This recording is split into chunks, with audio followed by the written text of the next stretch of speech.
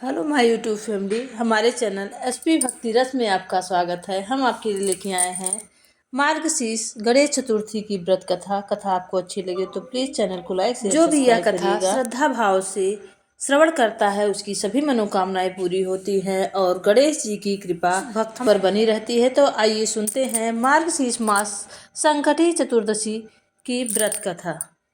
पार्वती जी ने गणेश जी से पूछा कि अगहन कृष्ण चतुर्थी संकटा कहलाती है। उस दिन किस गणेश की पूजा किस रीति से करनी चाहिए, किस प्रकार करनी चाहिए। गणेश जी ने उत्तर दिया कि हे हिमाचल नंदिनी, हिमालय नंदिनी, अगहन के पूर्वोक्त रीत से गजानन नामक गणेश की पूजा करनी चाहिए। पूजन के बाद अर्घ देना चाहिए। दिन भर व्रत रहकर पूजन के बाद ब्राह्मण को भोजन कराकर जौ, तिल, चावल, चीनी और घृत का साकड़ा बनाकर हवन कराएं तो वह अपने शत्रु को वशीभूत कर सकता है। प्राचीन काल में त्रेता युग में दशरथ नामक एक प्रतापी राजा थे।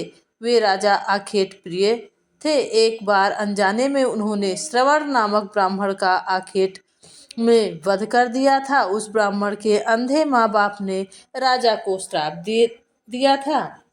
वे दशरथ राजा श्री रामचंद्र जी के पिता दशरथ थे। उस ब्राह्मण के अंधे माँ बाप ने राजा को श्राप दिया। जिस प्रकार हम लोग पुत्र शोक में मर रहे हैं उसी भांति तुम्हारा भी पुत्र शोक में तुम्हारा मरण होगा। इससे राजा को बड़ी चिंता हुई। उन्होंने पुत्रेष्ट यज्ञ करवाया। फलस्वरूप जगदीश्वर ने राम रूप में अवतार लिया। भगवती लक्ष्मी जानकी ने के रूप में अवतरित हुई। पिता की आज्ञा पाकर भगवान राम सीता और लक्ष्मण सहित वन को गए, जहां उन्होंने खर, दूषण आदि अनेक राक्षसों और राक्षसियों का वध किया। इससे क्रोधित होकर रावण ने सीता जी का अपहरण कर लिया। सीता जी की खोज में भगवान राम ने पंचवटी का त्याग कर दिया और श्रस्यमुख पर्वत पर सुग्रीव के साथ मैत्री की। तत्पश्चात सीता की खोज के लिए हनुमान जी बानर तत्पर हुए। ढूंढते ढूंढते बानरों ने गिद्धराज संपाति को देखा। इन बानरों को देखकर संपाति ने पूछा कि कौन हो, इस वन में कैसे आए हो, तुम्हें किसने भेजा है, यहाँ पर तुम्हारा आना किस प्रकार हुआ।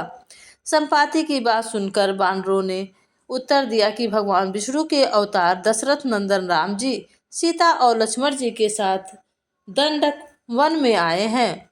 वहां पर उनकी पत्नी सीता जी का अपहरण कर लिया गया है। हे मित्र, इस बात को हम लोग नहीं जानते कि माता सीता कहाँ हैं। उनकी बात सुनकर संपाति ने कहा कि तुम सब रामचंद्र के सेवक होने के नाते हमारे मित्र हो। जानकी जी का जिसने हरण किया है और वह जिस स्थान पर है वह मुझे मालूम है। सीता जी के लिए मेरा छोटा भाई जटायु अपने प्राण गंवा चुका है। यहाँ से थोड़ी दूर पर समुद्र है और समुद्र के उस पार राक्षस नगरी है। वहाँ अशोक के पेड़ के नीचे सीता जी बैठी हुई हैं। रावण द्वारा अपहरण सीता जी अभी भी मुझे दिखाई दे रही हैं। मैं आपसे सत्य कह रहा हूँ कि सभी वानरों में हनुमान जी अत्यंत पराक्रमशाली हैं, अतः उन्हें वहां जाना चाहिए। केवल हनुमान जी ही अपने पराक्रम से समुद्र लांघ कर वहां जा सकते हैं, अन्यथा अन्य कोई इस कार्य में असमर्थ होगा। संपाति की बात सुनकर हनुमान जी ने पूछा कि हे संपाति, इस विशाल समुद्र को मैं किस प्रकार पार कर सकता हूँ। जब हमारे सब बानर उस पार जाने में असमर्थ हैं तो मैं अकेला ही कैसे पार जा सकता हूँ। हनुमान की बात सुनकर संपाति ने उत्तर दिया कि हे मित्र, आप संकट नाशक गणेश चतुर्थी का व्रत कीजिए। उस व्रत के प्रभाव से आप समुद्र को क्षण भर में पार कर लेंगे। संपाति के आदेश से संकट चतुर्थी के उत्तम व्रत को हनुमान जी ने किया। हे देवी, इसके प्रभाव से हनुमान जी क्षण भर में समुद्र को लांघ गए।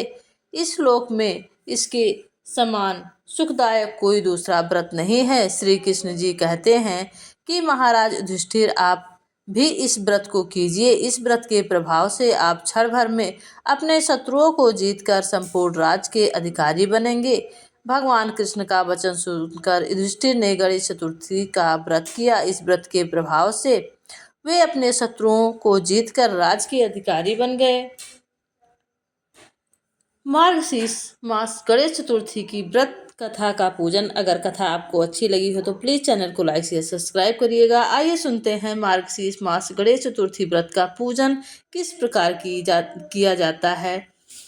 प्रातः काल उठकर नित्य कर्म से निवृत्त हो शुद्ध होकर स्वच्छ वस्त्र धारण कर लें। श्री गणेश जी का पूजन पंचोपचार धूप दीप नैवेद्य अक्षत से विधि पूर्वक पूजन करें। इसके बाद हाथ में जल व दूर्वा लेकर मन ही मन श्री गणेश का ध्यान करते हुए व्रत का संकल्प लें और यह मंत्र अवश्य ही पढ़ें। मम सर्व कर्म सिद्धये सिद्धि विनायक पूजनम करिष्ये। यह मंत्र कम से कम 11 या 21 बार आप इस मंत्र का जप कर सकते हैं। अब कलश में जल भरकर उसमें थोड़ा गंगा जल मिलाएं। कलश में दूर्वा सिक्के साबुत हल्दी रखें। इसके बाद लाल कपड़े में कलश का मुंह बांध दें। कलश पर गणेश जी की प्रतिमा स्थापित करें। पूरे दिन श्री गणेश जी के मंत्र का जाप करते रहें। संध्या में दोबारा स्नान कर शुद्ध हो जाएं। श्री गणेश के सामने सभी पूजन सामग्री के साथ बैठे विधि विधान से गणेश जी का पूजन करें। वस्त्र अर्पित करें। नैवेद्य के रूप में 10 लड्डू अर्पित करें। लड्डू गणेश जी को अति प्रिय है, इसलिए लड्डू का भोग गणेश जी को अवश्य ही लगाएं। 10 लड्डू अर्पित करें। चंद्रमा के उदय होने पर चंद्रमा की पूजा कर अर्घ्य अर्पण करें। उसके बाद गणेश जी की चतुर्थी की कथा सुने अथवा सुनाएं, तभी व्रत का पूर्ण फल प्राप्त होता है। जौ चावल चीनी तिल व घी से हवन करें। तत्पश्चात गणेश जी की आरती करें। 5 लड्डू प्रसाद के रूप में बांटें और अगले 5 लड्डू जो बचते हैं वह ब्राह्मण को दान करें। गणेश जी की विधि विधान से पूजा करने से सभी मनोकामनाएं पूर्ण होती हैं और जो भी मनोकामना लेकर व्यक्ति गणेश संकटी चतुर्थी का व्रत करता है वह मनोकामना अवश्य ही पूरी होती है।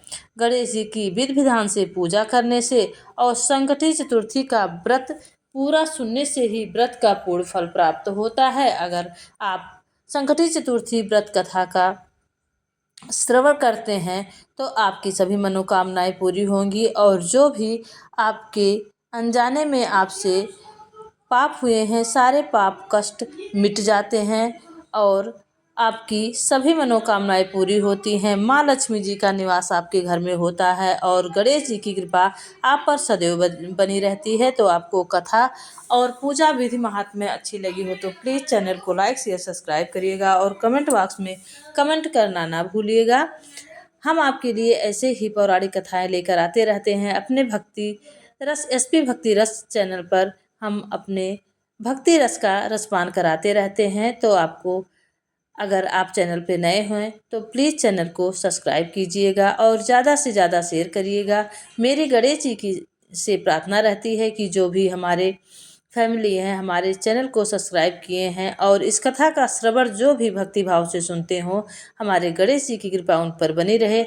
आप सभी सुख समृद्धि से भरपूर रहें, स्वस्थ रहें और हमेशा हंसते रहें, मुस्कुराते रहें।